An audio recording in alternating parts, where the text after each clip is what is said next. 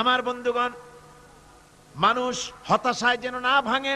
গুনাহ করেছে, গুনাহ করার কারণে কোন মুমিন যেন হতাশায় ভেঙে না পড়ে, সেই জন্য আল্লাহ তাকে বলেছেন লা তাকনাতু মির রাহমাতিল্লাহ। বান্দারে, আমার রহমত থেকে মায়ুস হইস না, নিরাশ হইস না। আমি রহমান, আমি রহিম। জোরে কোন সুবহানাল্লাহ। আমার বন্ধু, আপনারা কোন পৃথিবীতে কে আছে এমন, কোন সত্তা আছে এমন যে অপরাধীকে ডেকে বলে আয় তোরে মাফ করে দেব? আছে কেউ এমন? বাপও বলে না। বাপও ছেলে যদি অপরাধ করে ডেকে বলে না আয় মাফ করে দিই। অবশ্য মন চায় ছেলে মাফ চাক, তাহলে মাফ করে দিব। মাফ না চাও পর্যন্ত বাপেও ডাকে না, মাও ডাকে না যে অপরাধ করেছিস আয় মাফ করে দিই। জোরে বলেন, কেউ বলে? আকাশ ও জমিনে একমাত্র মেহেরবান সত্তা আমার রব্বুল আলামিন। মানুষ যখন গুনাহ করে রব্বুল আলামিন বলে বান্দারে গুনাহ করেছিস, আমার সামনে আয়, গুনাহ মাফ চা, চোখের পানি ফেলা।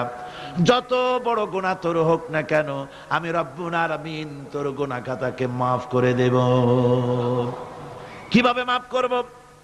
মানুষ যদি কোনো অন্যায় করে, অপরাধ করে, চুরি করে, ডাকাতি করে, পুলিশ তাকে অ্যারেস্ট করে, থানায় তার নাম লেখা হয়ে যায়, কয়েক বছর জেল খাটার পরে মুক্ত হলো, কিন্তু থানার ব্ল্যাক লিস্টে, দাগি খাতায় যে নাম থাকলো ওই নাম কাটা যায় না। আবার অপরাধ করলো, আবার জেল হলো, আবার মুক্ত হলো, থানায় আরেকবার নাম লেখা হলো। যতবার অপরাধ করবে ততবার থানায় নাম লেখা যাবে, জেল খাটবে, জরিমানা দেবে, কিন্তু কালো খাতা থেকে তার নাম মোছা হবে না। আল্লাহ রাব্বুল আলামিনের অফিসের কাণ্ড ভিন্ন। কোন মানুষ যদি অপরাধ করে, গুনাহ করে যদি রব্বুল আলামিনের দরবারে বিনীতভাবে মাপ চায়, আল্লাহ রাব্বুল আলামিন বলেন শুধু গুনাহ মাফ করি না, গুনার খাতা থেকেও নামটা আমি আল্লাহ তোমার মুছে ফেলে দেই।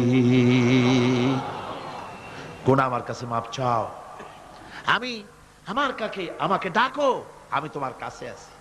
وَإِذَا سَأَلَكَ عِبَادِي عَنِّي فَإِنِّي قَرِيبٌ। আল্লাহ পাক বলে বান্দা যখন আমাকে ডাকে, আমি বান্দার একদম নিকটে, তার ঘাড়ের চাইতেও নিকটে। ওয়ানাহানু আকরাবু ইলাইহি মিন হাবলিল ওয়ারিদ। আমি আমার বান্দার সারাক যে রগের উপরে তার মাথা, এর থেকেও আমি আমার বান্দার বেশি নিকটে। সুবহানাল্লাহ পড়ে। আমি তোমার কাছে, আমার কাছে মাপ চাও, যত বড় গুনাহ হোক। ওয়াকালা রাব্বুকুম উদউনি আস্তাজিব লাকুম। তোমার প্রভু তোমাকে ডেকে বলেছে আমাকে ডাকো, আমি মাফ করে দেব। সুবহানাল্লাহ বিহামদিহি। কত বড় কথা, আমাকে ডাকো, নিরাশ হয়ো না, হতাশ হয়ো না। আল্লাহর গজব বেশি না রহমত বেশি? আল্লাহর রহমত বেশি। হাদিসে কুদসির ভিতরে এসেছে, আল্লাহ পাক বলেছেন কোন বান্দা যদি আমার দিকে এক বিগত অগ্রসর হয়, আমার রহমত তার দিকে এক হাত এগিয়ে যায়। কোন বান্দা যদি আমার দিকে হেঁটে আসে, আমার রহমত তার দিকে দৌড়ে যায়। বান্দা যখন আল্লাহর দরবারে দুহাত উঁচু করে চোখের পানি ফেলে দেয়, মুসলিম শরীফের হাদিসের ভিতরে এসেছে গভীর রাত্রে, রাতের তৃতীয় অংশে আল্লাহ রাব্বুল আলামিন প্রথম আকাশে আসেন আর ডেকে বলেন পৃথিবীতে আছো নাকি কেউ গুনাহ করে জীবন বরবাদ করে দিয়েছো, আমার কাছে মাপ চাও।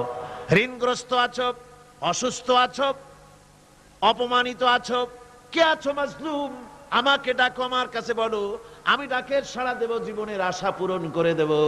ওই সময় যেই সমস্ত লোকেরা কান্দে তাহাজ্জুদের নামাজ পড়ে, আল্লাহ জিজ্ঞেস করেন ফেরেশতারা, অমুক অমুক দেশে অমুক অমুক বান্দারা কান্দে কেন?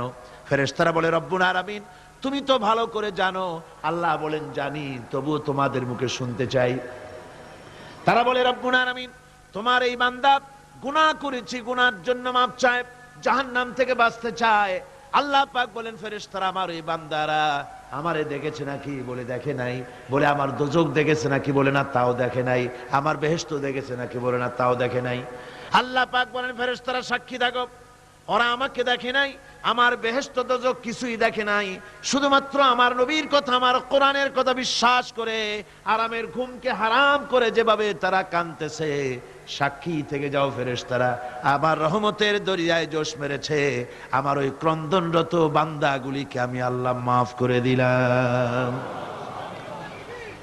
সুতরাং মুমিন বান্দা যারা, আল্লাহর মুমিন বান্দা যারা, এই ইমানের কোয়ালিটি এটাও হতাশায় নিরাশায় ভেঙে পড়বে না। গুনাহ তো মানুষই করে, গুনাহ হয়ে গেছে, মাপ চাও। তোমার গুনাহ কদ্দুর? তোমার গুনাহ যদি হয় পাহাড় সমান, আল্লাহর রহমত আকাশ সমান। তোমার গুনাহ যদি হয় আকাশ সমান, আল্লাহর রহমত তো আরশে আজিম ছাড়াই গেছে। সুবহানাল্লাহি বিহামদিহি। সুতরাং রহমানুর রহিম, গফুরুর রহিম, তার কাছে মাপ চাইতে হবে বিনীতভাবে, হতাশায় ভেঙে পড়লে চলবে না।